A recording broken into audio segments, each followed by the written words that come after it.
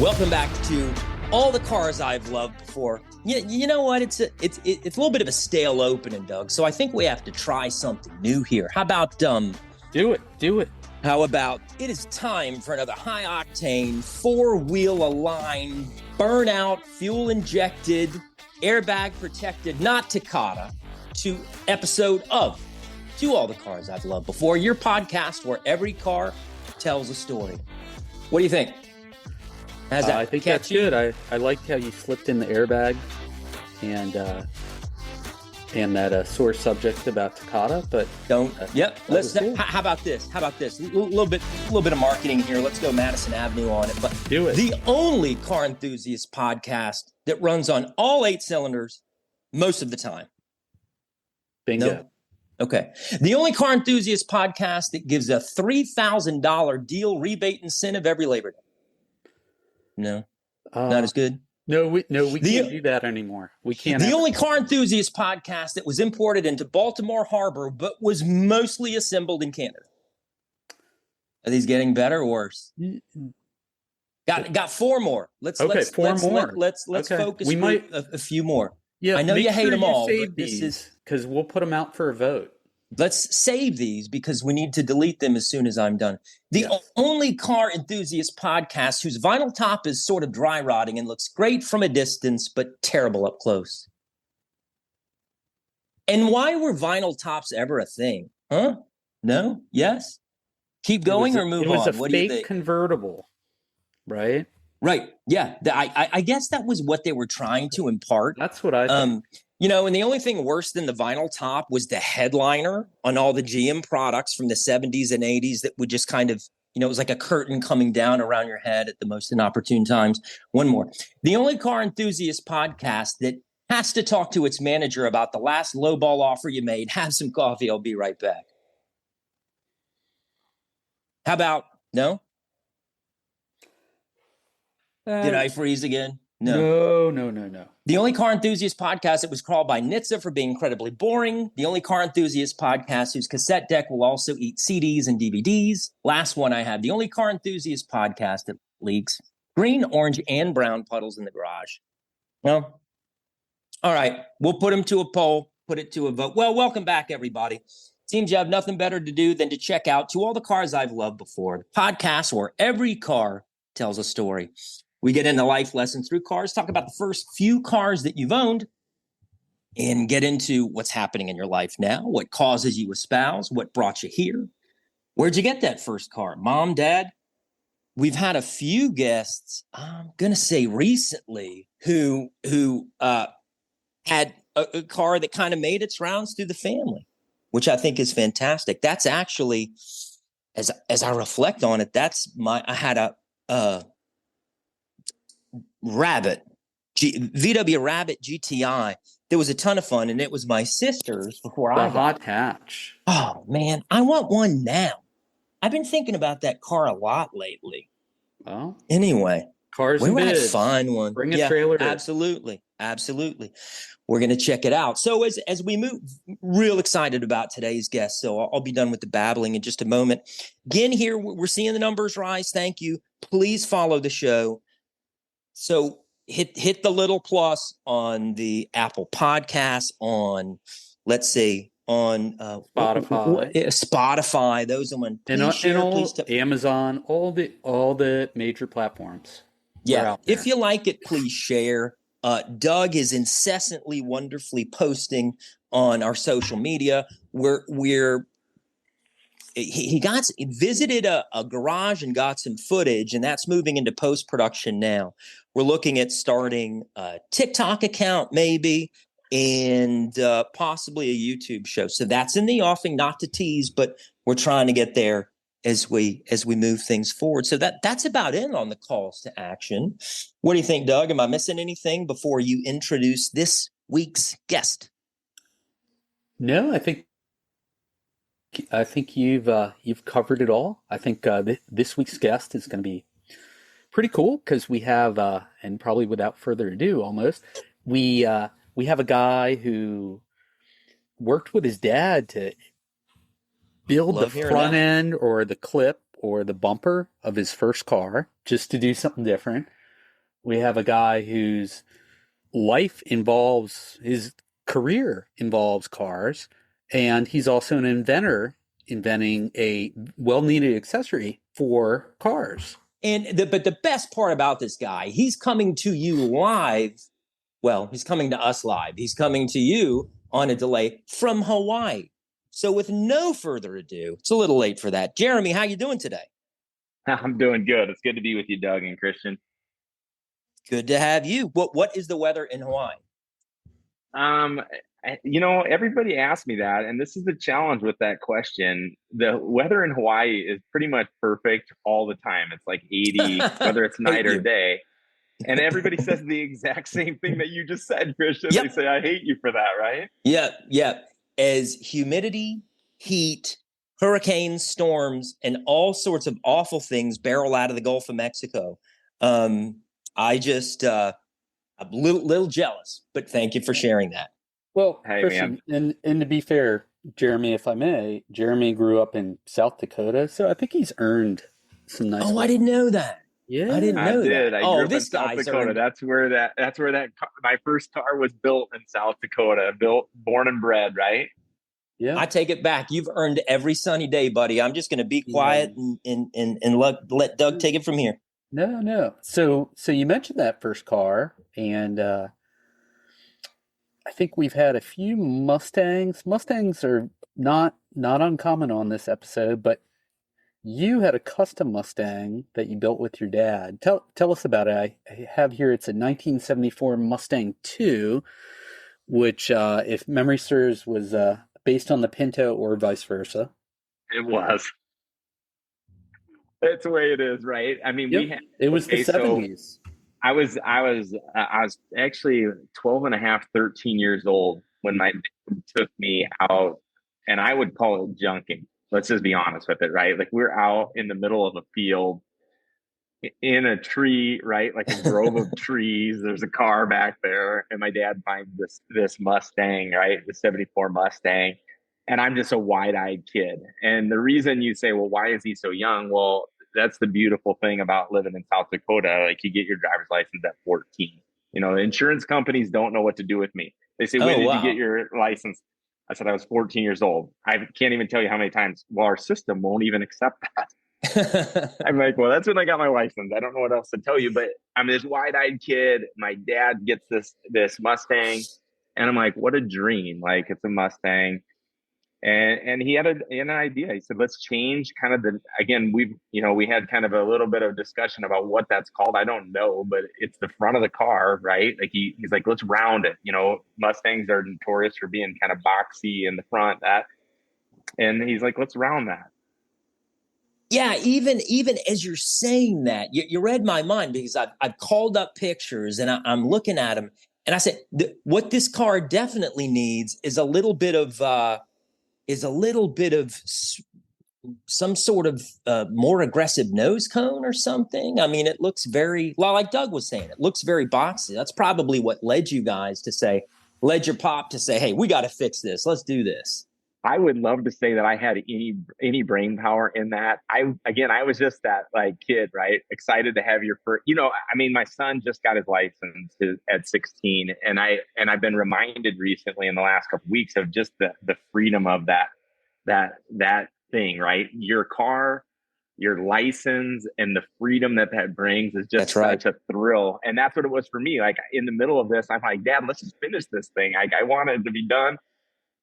That was the car that I did my first power slide in with the e-brake. It's the first donut, like everything that you think of youth and freedom and all that stuff. That was the car that began everything.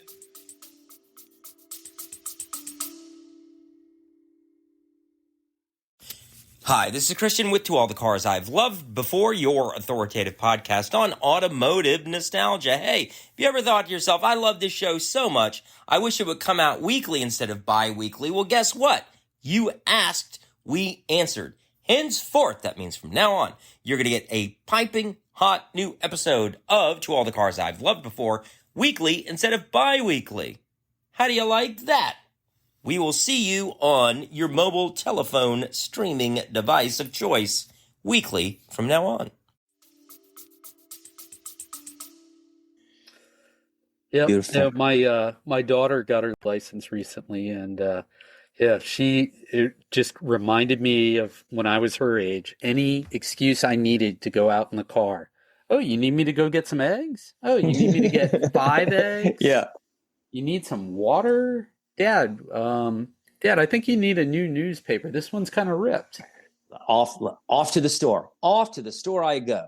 Let me 30 get out of the minutes. house. Yeah, for sure. 30 minutes, even though it only took 5 to get there.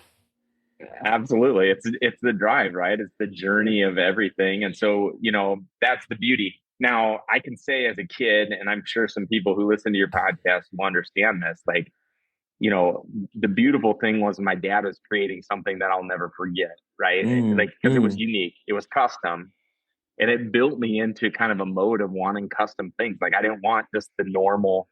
Like, I still I would say I Huh. still have some of that element in me. Like if I get a hat, I take the knob off the top, like, because I want it to be just a little bit different than what the next guy has, right? And so, but in the same token that's beautiful, it was also challenging because it's like, okay, we got to fix this car. Well, that's months in the shop. That's forming it. That's taking the fiberglass and rounding it and painstakingly sanding. And as a kid, you're just like, I just want my car. I just want it to run. Right. But when it Yep. was And you done, guys right? painted it, right? Exactly. Painted it. It was custom painted. The whole thing was it was memorable. And I think that's the thing that I have enjoyed about your shows and different things like that. I mean, as I go back, one of the things I've loved about your podcast is it brings back memories of I've owned a lot of cars over the years. I've had a Chevy Cavalier, like Tom was on an episode with You Cavalier. got So it. was Jim, Yep. right? I had a Honda. We can talk about that. Danielle talked about it. Like, I had a buddy who had a Prelude, and so like there's all these shows. Like, and so as I'm listening, and that's probably one of the things I would say hats off to you guys about that has Hmm. been really really fun as I've kind of discovered this podcast and begun to listen. Is it's just been a flood of memories of all the different things, all the times that I've been with friends and doing things that maybe we shouldn't have been doing or we should have been doing. It was just a lot of fun, right? And so it brings back a flood of memories. And so for that, I'd say great job on coming up with an Well, idea thank and you. and creating something that brings back just cool memories. That's such a warm and kind thing to say, and Thank you. that is what it's amazing what the brain locks up back there in the small in the attic of your mind, man. There's a trunk stuck in the corner, and the smallest thing that unlocks it and brings out and just puts a smile on your face. Gosh, you're talking about. I just mentioned the GTI, and hearing you talk was something I forgot about. I just remember one night, nothing spectacular about it, of just having all my buds in the car, driving around, listening to music, laughing, having a good time, and just the freedom, rolling down the windows, opening up the sunroom. So that sunroof. Yeah, Sunroof. good point. Sorry, Doug. Go ahead. Yeah. No, you're fine. And it's funny you say that. I had a Rabbit convertible cabriolet thing. Had duct tape. It Yep. was a convertible. The I had a hailstorm rip through the roof. I had duct tape Ooh, that had taped up the holes. That's the car that I was driving when I met my wife. Like so it's memories, right? Like, it's memories of going to pick her up on dates, laughing about duct tape. Maybe it wasn't as funny to her as it was to me, you know, all of those great things, memory. right? Great memory. Right. Right. Yep. Maybe it was the song on the radio, and there's so many intersections with cars, right? We've talked about it a little bit in passing. Cars and books, cars and music, cars and music Yeah. videos. So many different things. So at 14, you had this Mustang. You were the envy. You had this customized Mustang. You were the envy of all the other 14-year-olds. And how long did you have the car for? I think at the end of that, I probably had it for up until I was about 16. And Okay, that's a good I run for a first car. say I have brilliant memory. Like, I would love to be like, oh, this is what happened or this transpired. But I think in the reality of it is I just was a young kid who wanted to see what the next thing was. Right. And Hmm. so I would say, and how many people and how many times have you heard somebody say, man, I wish I would have held on to that car. I wish I had done that. Yep. Can I go back and fix it? No, but I was this young kid and I was on to the next exploration. Yep. And so we were at an auction. My dad, we found it in a grove of trees. We're at an auction and I see this Honda, hatchback, ugly brown, as ugly as you're going to get. Right. And I'm just, again, wide eyed. Hey, Dad, can we get this? And so we start bidding and I watch him and his hands going up and the auctioneer is doing his, no, all this stuff. And then next thing you know, we owned it. I was like, what the heck just happened? I didn't even know. And then I had to get rid of my car. Right. Oh, wow. Wow. That's the whole process. That's the whole process. You can't have two cars. Well, you can, but I couldn't at that age. Yep. But you got a car out of the field and then you bought a car at auction with your dad, and then you sold a car, right? And then we sold a car, and I saw that car drive for years after that. So the one thing I was appreciative is it was cool to know that car was still out there on the road, still going. Like it didn't just, end up in a salvage yard or something like that. Somebody else took it and appreciated it, right? Yep. And, it's funny you say that. So, right, you recognize that car because of what you did on the front end. I had not quite the same thing. I had a post-high school 89 Nissan 240SX, great car, sold it to get my first convertible. But I would see that car for years around town. And I totally recognized it because I had done something unique about the letters or the numbers. And so I could pick it out of the crowd. Sometimes it would just drive right by me. So it was really awesome. I wonder where that car is now. But that's for another episode. It's in car heaven. Right. Yeah. So I sold all the cars we've lost before. Yeah. I sold the Rabbit GTI to a guy. I felt like it was on its last leg. And I sold it to some fella who said, man, I need this car. I'm going across country to California. And I said, oh boy, do I have the car for you. If you just want to make it 2 states. But this was in Louisiana. So where I grew up. So he had to go a long ways. So sold it to him, go about my life. About a year later, I'm in a record store, and you know what I'm talking about if you're of a certain age, and if you're younger, you used to get music, you used to have to go to a store and get it. Now I don't know what the record store was, but I see this guy on the other end of the store walking up to me, and I thought, oh man, this guy's either going to punch me in the face or shake my hand, and it was the latter. He came up, he shook my hand, he said, man, I just want to thank you. That car got me there and back, California. No sweat, no problem. So I never saw the car again, but it took care of this guy. I was slightly amazed. I have a very similar story. So we were driving. I took my Cabriolet Rabbit with a buddy. We were on a summer road trip, and we took it from Arizona to Palm Springs, across the desert to Vegas, up over the mountain. This is a whole journey. Ended up in South Dakota. Doug, you were talking about music. My dad installed a stereo. We didn't have any music. I got some crazy stories on that trip I could tell you guys about another day. But I was driving home, and we were in New Mexico, and I popped the hood to test or to see, just, we're checking the oil and doing normal things, right? And I realized that the bracket, so the way that Rabbit had the alternator on there is a bolt through the bottom, and there's a bracket that kept it twisted up to keep the tension on the belt. Mm-hmm. Well, the bracket had broken and it had slipped down. So it was just pure miracle that we had opened it at that time. I had no way to fix it. So I took some zip ties. I had some zip ties in the trunk, and I was able to zip tie that thing back tight. Wow. And I drove it all the way home like that. And I sold it like that. The guy never fixed it, and he drove it for another 50, 60,000 miles. Like, it was the craziest thing. Man, this is something else. I think Doug, we need to contact VW about some sort of sponsorship. We're spreading some love. I think we're on to something. There's the Hail, right?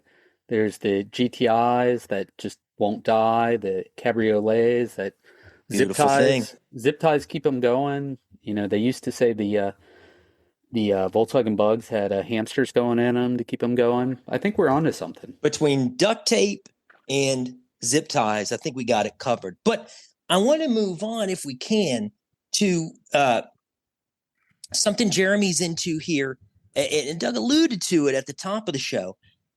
He has a product in the works, and can you tell us about that, Jeremy? Yeah, I'd love to. So about probably 8 years ago, I had this idea because at the time I didn't own a Jeep. I was renting it, and it drove me crazy. It was a hard top, and on the 4-door hard tops, the top two panels, which most people don't even know this, but they're called Freedom tops. And the panels would come off, but we'd have our luggage, I'd have groceries or whatever it is that I was doing, right? Like we'd be at a store or something. And I'm like, the whole point of these things is to have freedom, to take the top off, to experience like that, that convertible like feeling.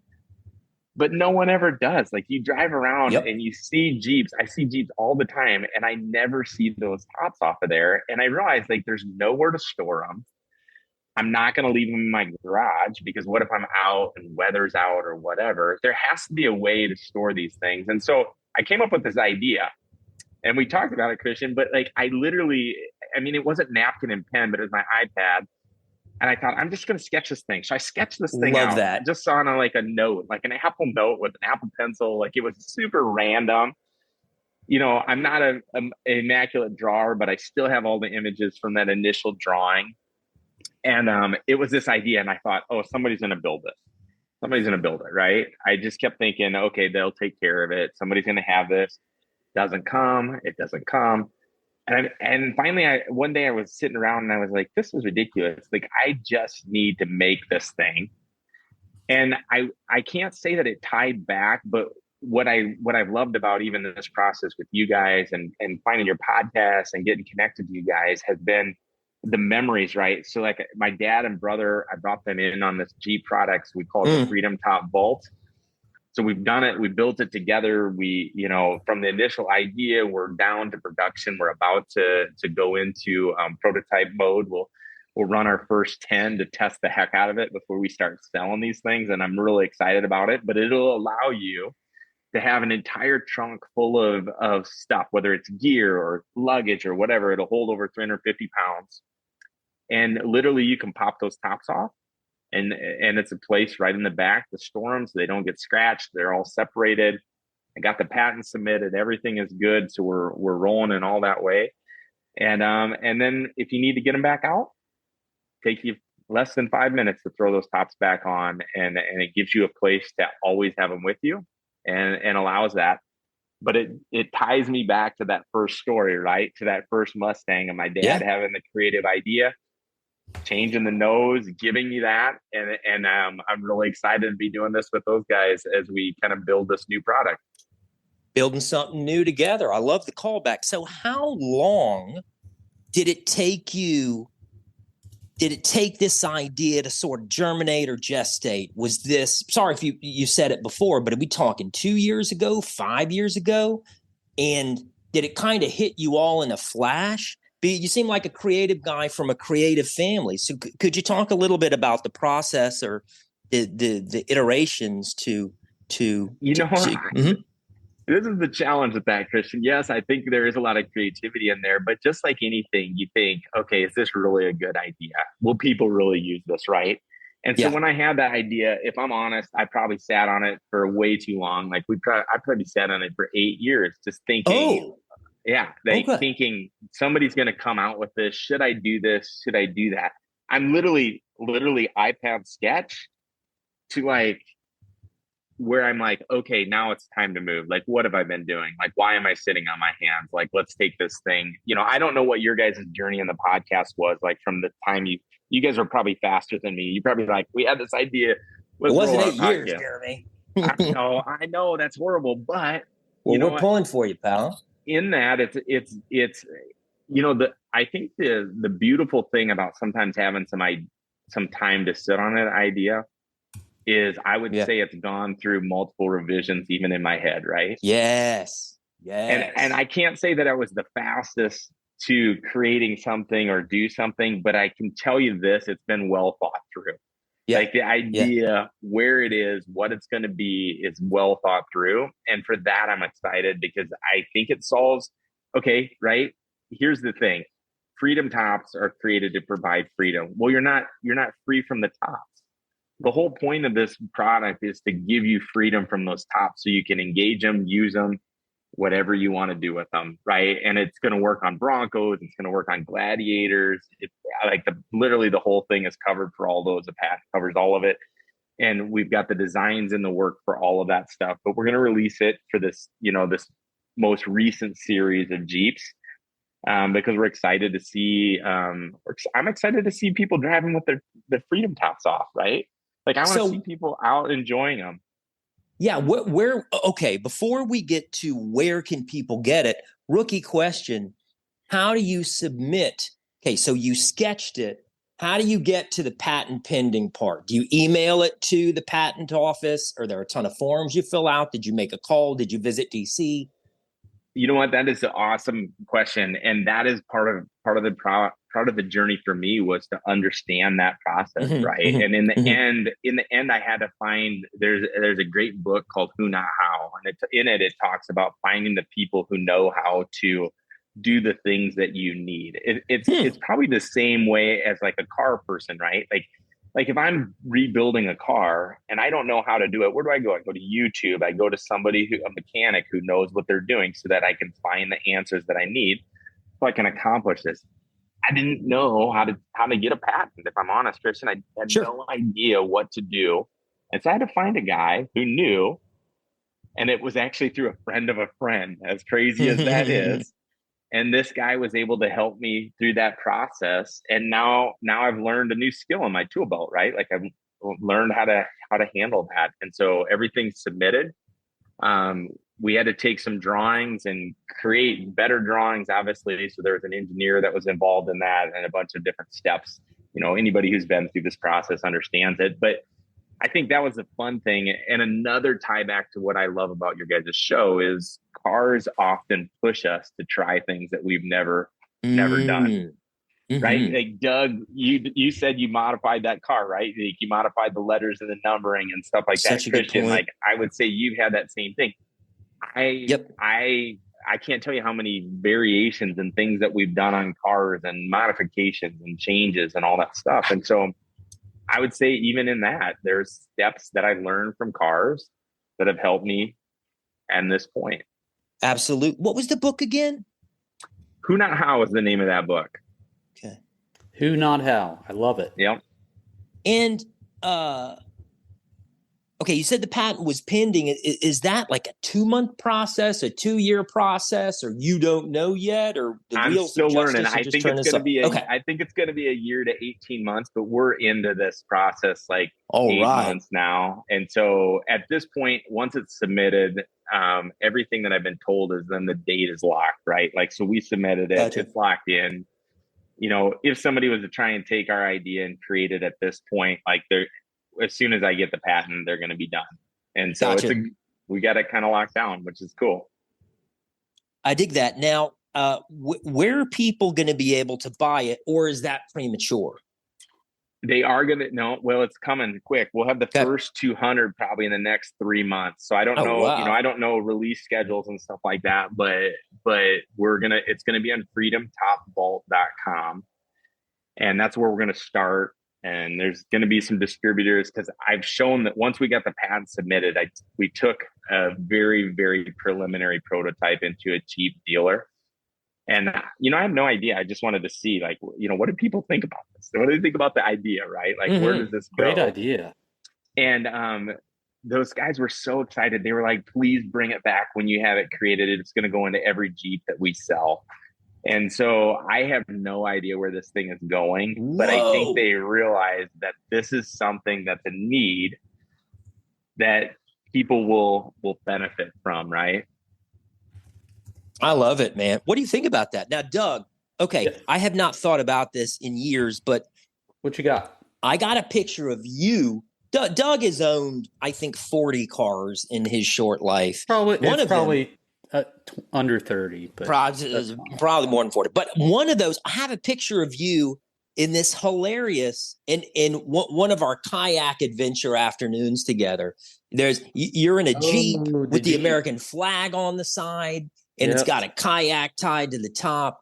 And hey, I think you should I think you should buy that Jeep back just so that you would give Jeremy customer number one or something. Yeah, that was a limited edition for the 1994 Olympics. Oh, 96, That's I think. that's 96 Olympics or 94? Maybe I'm wrong. I think it was a gotta 94 look that Jeep. up. So I'm gonna go 94. Yeah, I was gonna say you But- better look that up. I don't know. I don't remember that. Doing it right Pretty now. sure it was a 94, but yeah, that was one of my presents for moving back from New Jersey after 2 years.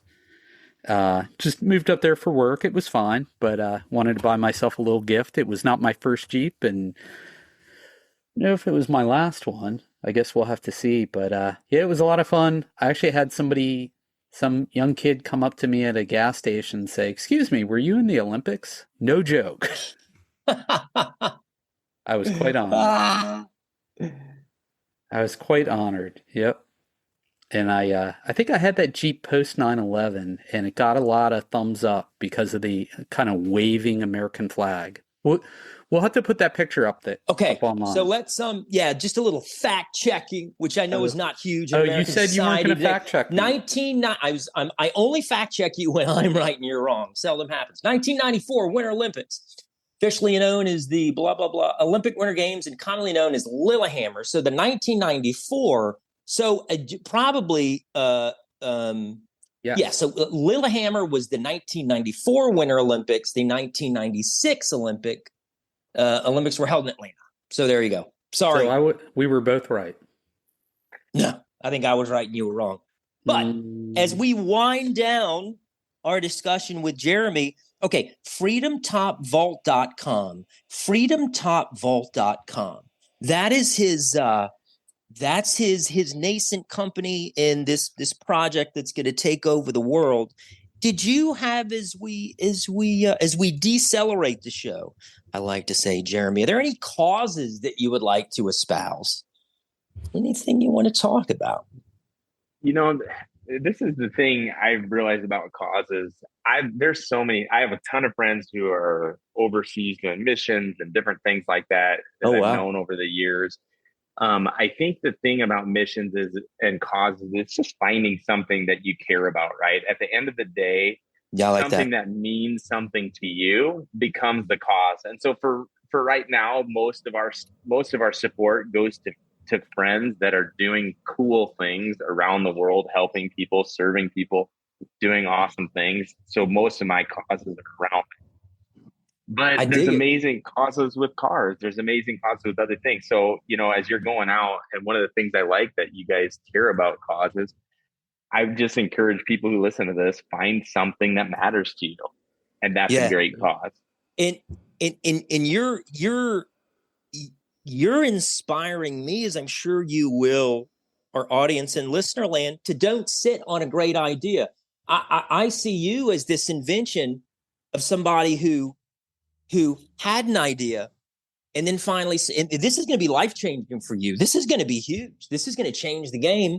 And it's just inspiring to have this idea in your head, to see it through, send it to the patent office, start visiting dealerships and make a difference. I just think that's the neatest story, man.